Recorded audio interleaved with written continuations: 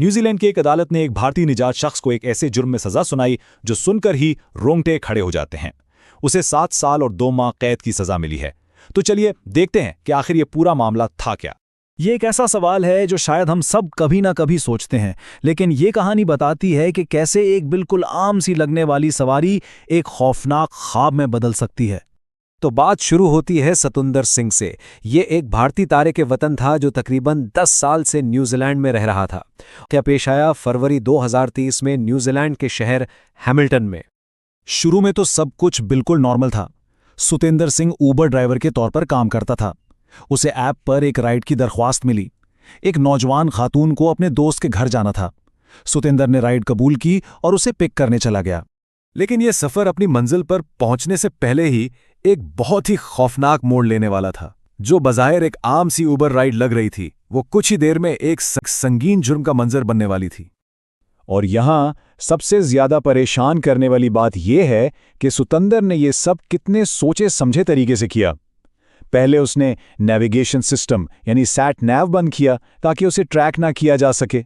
फिर गाड़ी को एक वीरान सुनसान जगह पर ले गया, दरवाजे लॉक किए और मुसाफिर पर हमला कर दिया। और इस सब के बाद जैसे कुछ हुआ ही ना हो, उसकी असल मंजिल पर ड्रॉप कर दिया। लेकिन जैसे ही वो अपनी दोस्त के घर पहुंची, उसने एक लम्हा भी जाया नहीं किया। उसने फौरन अपनी दोस्त को सारी कहानी सुनाई और उसकी दोस्त ने बगैर किसी ताखीर के पुलिस को फोन कर दिया। और यहीं सतेंद्र सबसे बड़ी गलती कर बैठा। वो शायद ये भूल गया था कि वो एक ऐसी ऐप इस्तेमाल कर रहा है जो हर चीज का रिकॉर्ड रखती है। उसका नाम, उसकी गाड़ी का नंबर, सब कुछ उस लड़की के फोन में मौजूद था। पुलिस के लिए इस डिजिटल सबूत की मदद से उसे पकड़ना कोई मुश्किल काम नहीं था। गिरफ्तारी के बाद सतेंद्र ने कहानियां घड़ना शुरू कर दी। पहले तो उसने कहा कि जो कुछ भी हुआ वो बाहमी रिजामंदी से हुआ था, लेकिन जब पुलिस ने सख्ती से तफ्तीश की तो वो फौरन अपने बयान से मुकर गया और कहने लगा कि उसे फंसाया जा रहा है। उसके इन बदलते बयानात ने उसका केस मजीद कमजोर कर दिया। अब कहानी में एक बहुत ही अजीब, बल्कि यूं कहें कि एक नाकाबिले यकीन मोड़ आता है। संगीन इल्जामात के बावजूद सतेंद्र ने अदालत में एक ऐसी दरखास्त दायर की जिसने सबको हैरान करके रख दिया।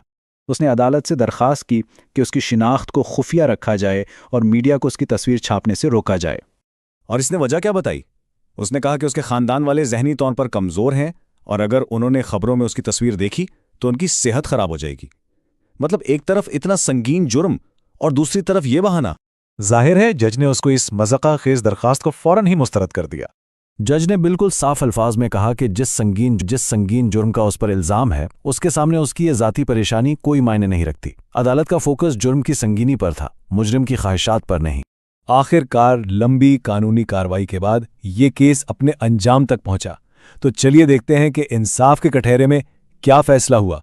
शुरू में तो सतेंद्र मुसलसल इल्जामात से इनकार करता रहा, लेकिन तकरीबन 3 साल तक केस चलने के बाद जनवरी 2026 में आखिरकार उसने अपना जुर्म मान ही लिया।